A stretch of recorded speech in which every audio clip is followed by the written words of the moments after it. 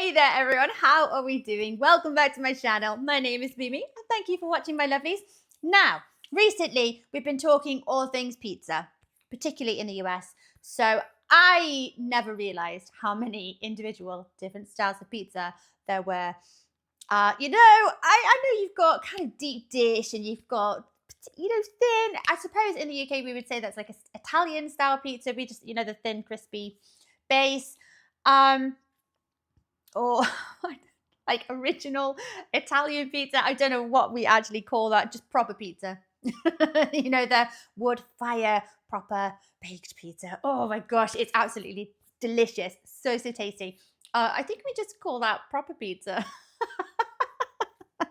But yes, you guys in the US, you have so many different styles of pizza. I can barely remember like more than 5 of them because you've got so many. It seems like every other state has their own different type of pizza. So, talking pizza, this video has been requested by the wonderful Kayro through Buy Me a Coffee. Thank you so much, my friend. Thank you for your support. And Kayro, you say, Happy New Year. I just watched your reaction to the Chicago deep dish. I wanted to share with you the best pizza in the country, possibly the world. New Haven style pizza, or as we pronounce it here, a-beetz. Have I said that properly? Kayro, I'm glad you popped that on there and the how to say, because I'm like mega mind.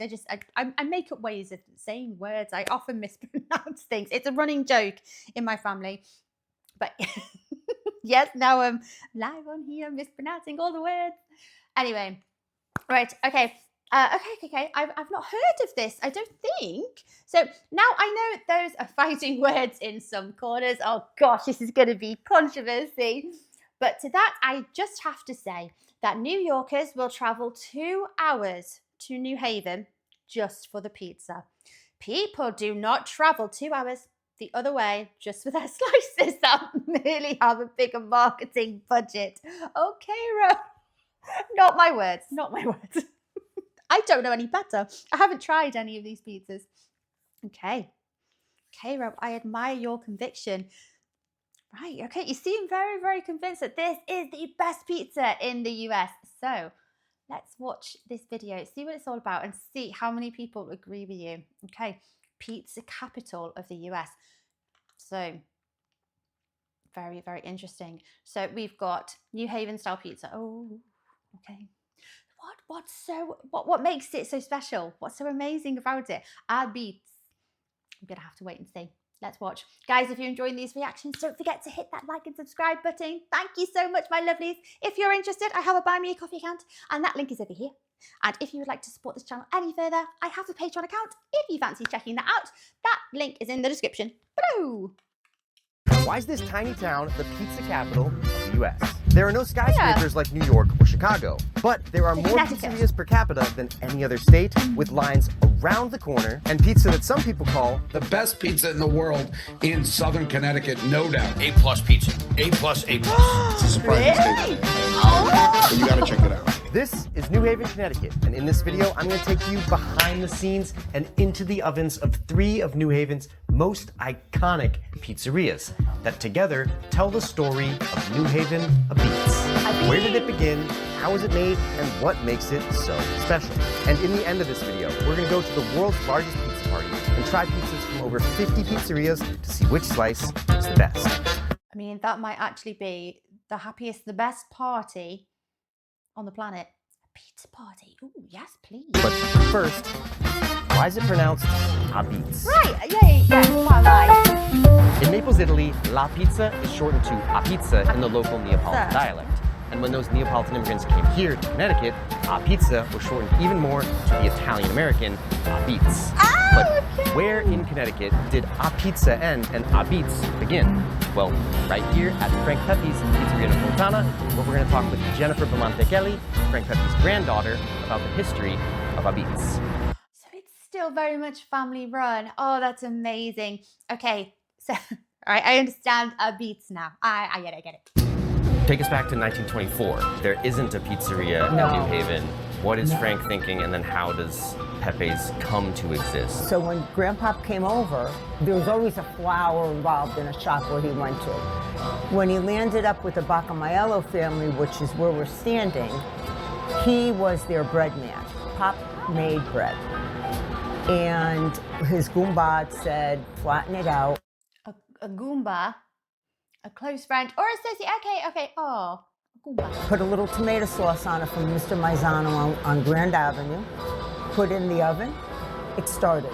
So he went up and down the streets of New Haven, pushed his cart, made people happy. He created a product that was based out of his love for his family, and we carried it through.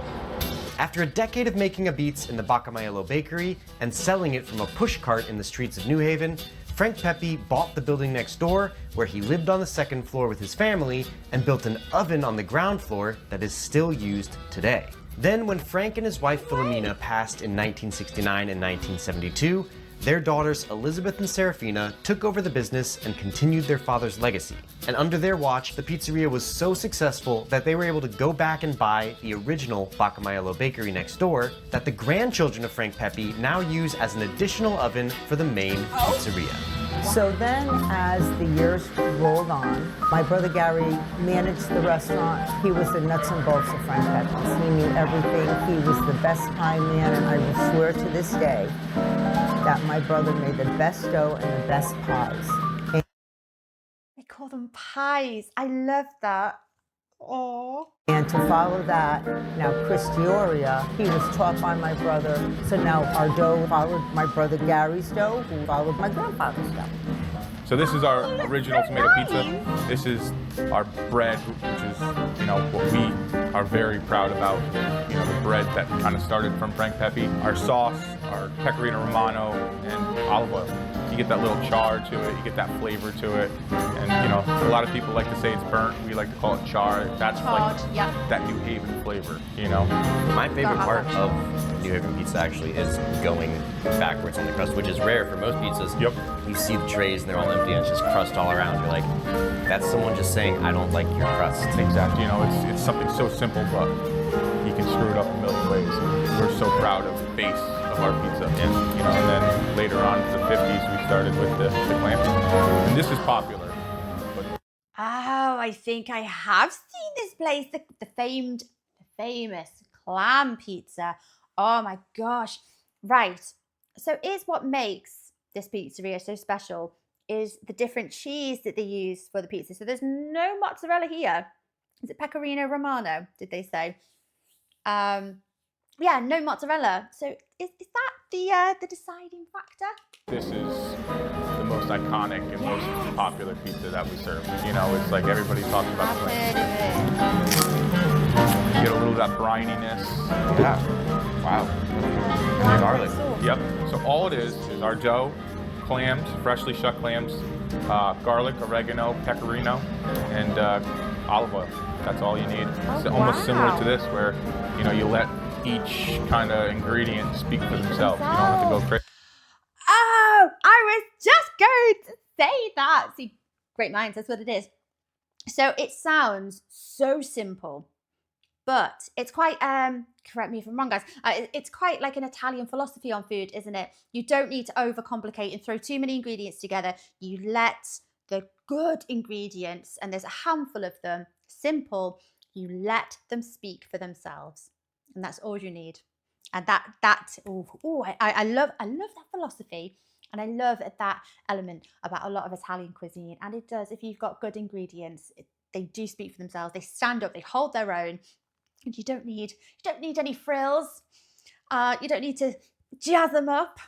They're just delicious ingredients, well-grown vegetables, perfectly seasoned, balanced, and they just speak for themselves. Onto too many toppings. There are other businesses around that as soon as they get a line, you see the price go up and they're selling $20, $25 sandwiches. We don't do that. Can you explain a little bit of... Yeah, because it's like this. When I see the lines in front of Pepe's, okay, what that does for me and for us, the workers, is not, oh my God, look at all these people, look at all the money that we're going to make. It's not like that at all. It's like we have the food, we have the product, we're going to feed all these people, and it must be the best of the best because that's our goal. Our goal is bringing family together. And we know that that product that's going to come out of our oven was touched with love and having the grandfather's imprint on it. I suppose it must be, like she says, you look at the ginormous queue outside waiting to be served the delicious pizza and not thinking, oh, think of all the money, we're going to be rich. They're looking at the queue thinking, wow, look how many people are coming in for our grandpappy's pizza. Look how many people he's touched. And oh my gosh, and we're feeding all of these people. Look how far this love is spreading. I love it. And you can't get any closer to my pop than that. But Frank Pepe's was just the first pizzeria in New Haven because good ideas spread fast, and a-beetz was a really good idea. So it wasn't long until the idea spread down Worcester Street, where Frank Pepe's nephew, Sal Concilio, opened Sally's a-beetz, and where we're gonna learn how to make a New Haven style a-beetz. Is that still technically a family business? I know it's a separate business. Same family, the same talent, the same philosophies on food. All right, Brett, what goes into making a New Haven pizza? Sure. At its essential core, New Haven a-beetz is thin crust, sauce forward, light on the moves.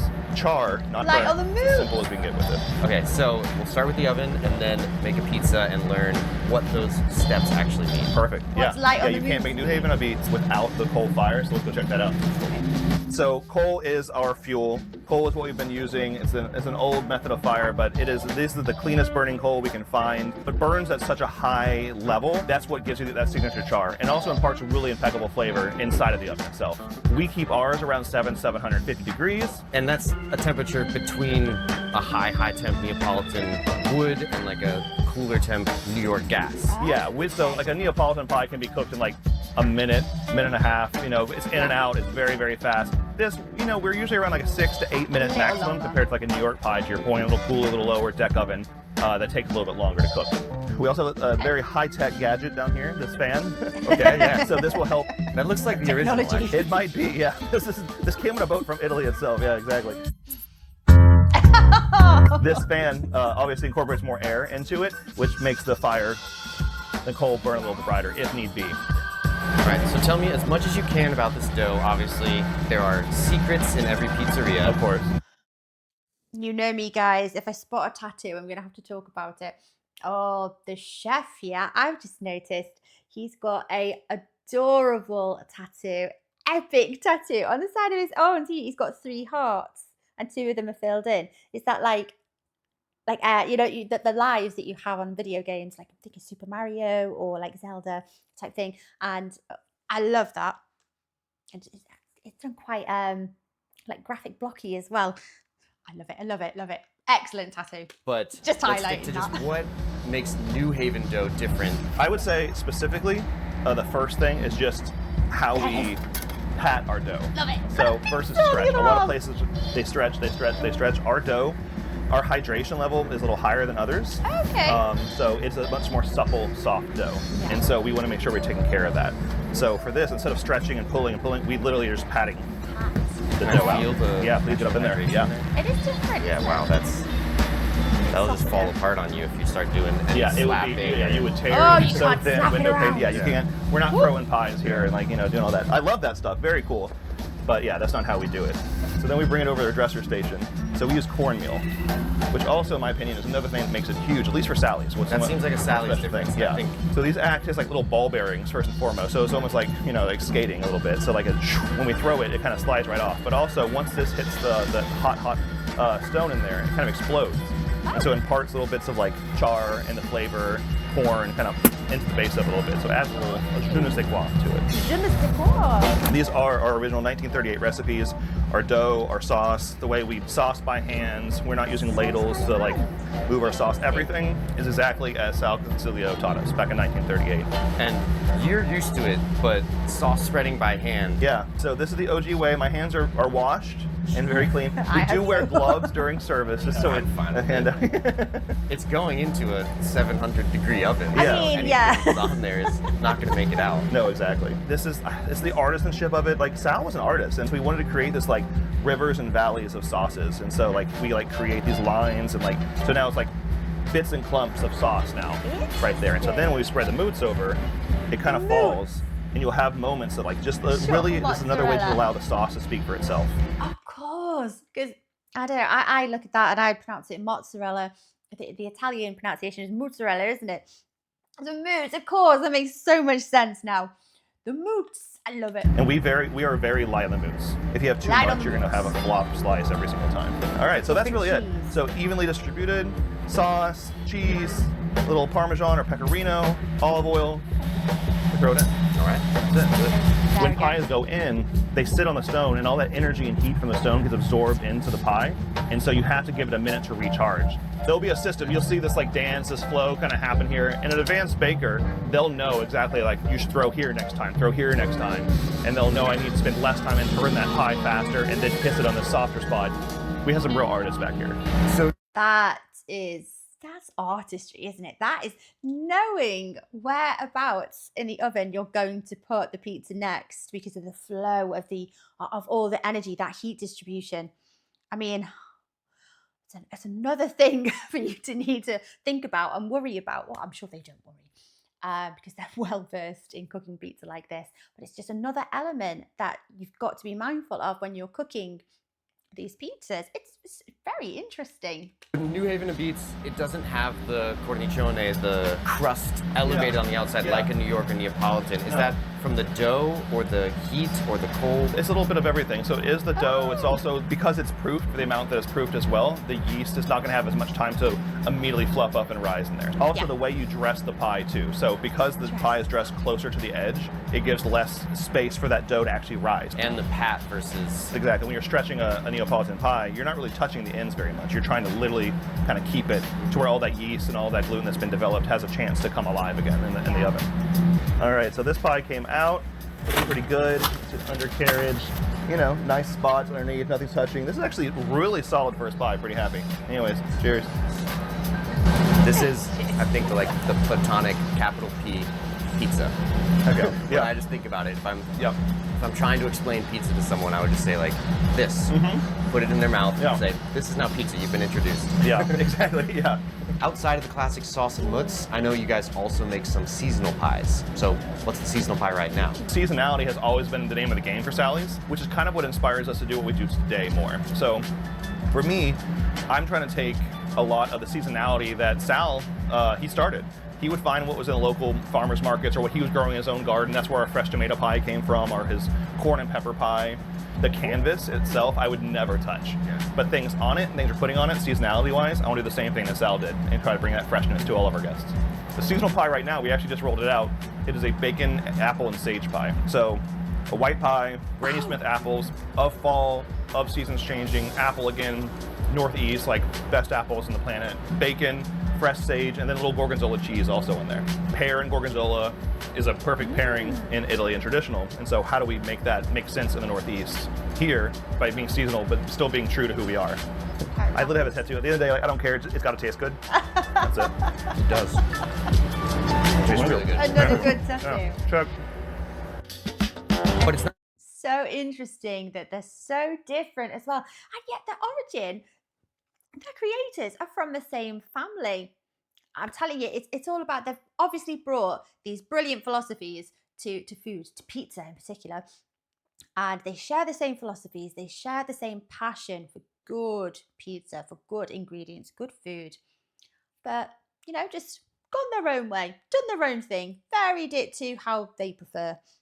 It's really, really interesting. Not the coal, the char, or the cheese that makes a-beetz so special. What is it? Well, I'm here with the New Haven-born artist, Mike Pollock, at his favorite pizzeria, Modern a-beetz, to find out. So, Mike, what makes a-beetz so special? Why don't we break some bread and find out? We've been doing pizza here for a long time, for 100 years, the way it was sort of originally done to feed families, to nourish people, to bring people together. And I think that's where it all started, and it's something that really resonates with everyone, no matter who you are, no matter where you come from, what your background is. we want to just reconfirm to everybody why we're the pizza capital. You know, New Yorkers and New Jersey people, they're driving hours to come here, to wait hours in our line to eat our pizza. Oh, Kayro, he's just confirmed what you've said. Oh. It's not the other way around. You know, New York's never seen a line for pizza. If they want to know what one looks like, they have to come here. Pizza is your medium of choice because it's present in almost everything that you do, but you do a lot more than pizza statues, pizza paintings. A lot of it involves the people and involves the community. Can you just talk a little bit about what you have going on and the programs that you've run that connect pizza to the people in a way that is indistinguishable? Yeah, definitely. I wanted to drive real impact in my community and in this world and do it through my art. And so pizza is my subject matter that connects and resonates with everyone because it's such a comforting food, and the way it's designed is to be shared and to be served warm and to bring people together, which is exactly what I wanted my art to do. So naturally, when driving impact, I got to use pizza.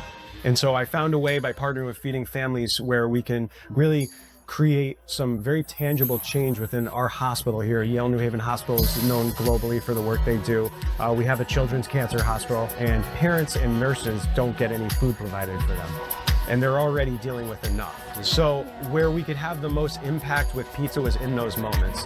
We started off by driving modern pizza deliveries in every single Friday, and that's gotten the attention of different media outlets, different hospitals outside of the state of Connecticut, who are seeing like, wow, these guys are just driving in fresh pie from the pizza capital. The best pizza in the world is just showing up bedside when you're in your darkest hour. And that little impact that we're having right there is what we're chasing, and we're looking to scale up and take it, you know, everywhere. Feeding Families, we feed the kids every Friday.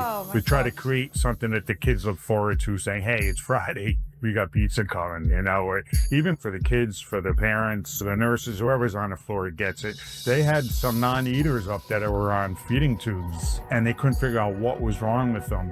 And they glanced over and they were eating a pizza. First solid. Oh my God. Oh. Oh gosh. Oh, that's so lovely. Oh. That's amazing. They're amazing.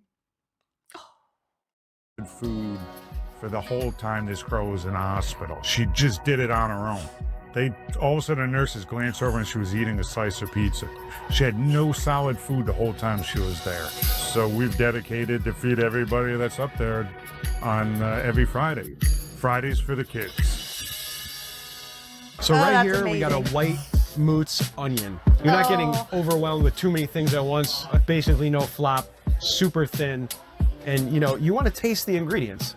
Yeah. Oh, they're just, oh, these guys are so modest. They're just breezing over it. Like, it's just what we do.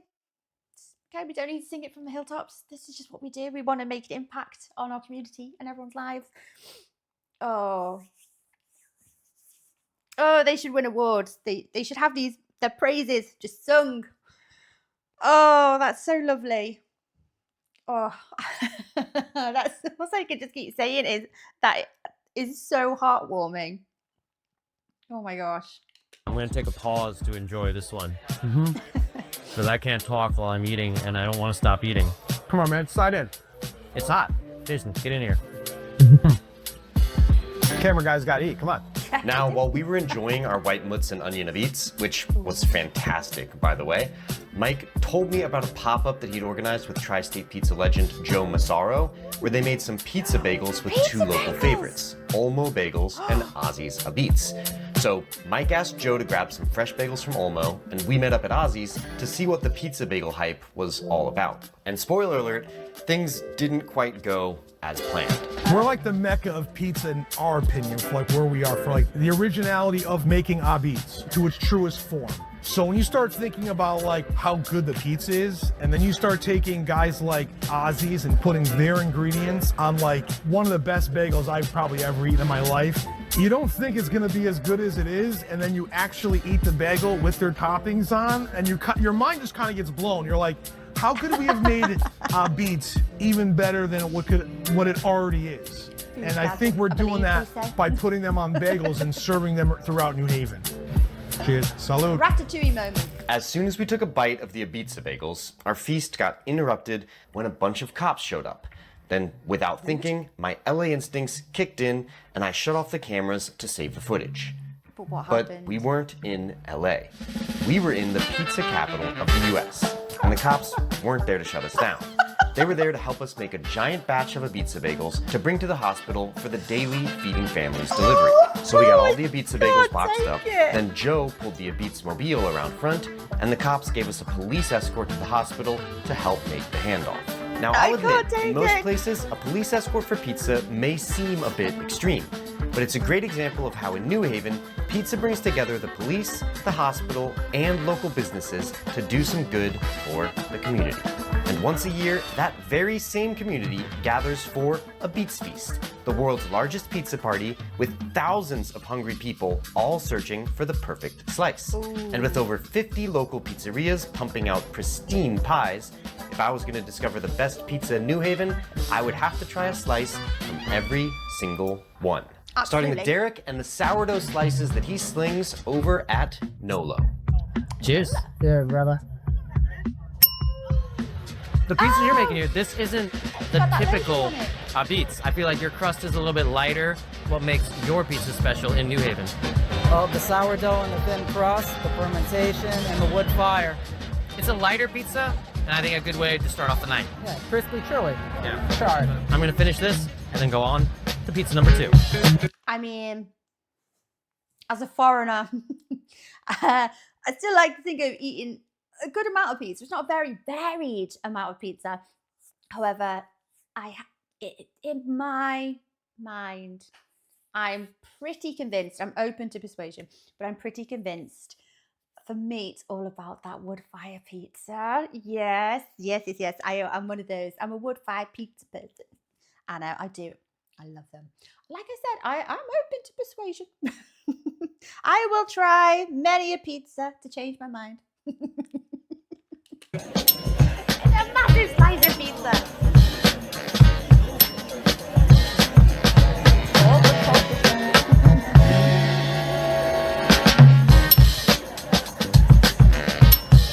So good. There's not just a-beetz in New Haven. There's also Neapolitan pizza too.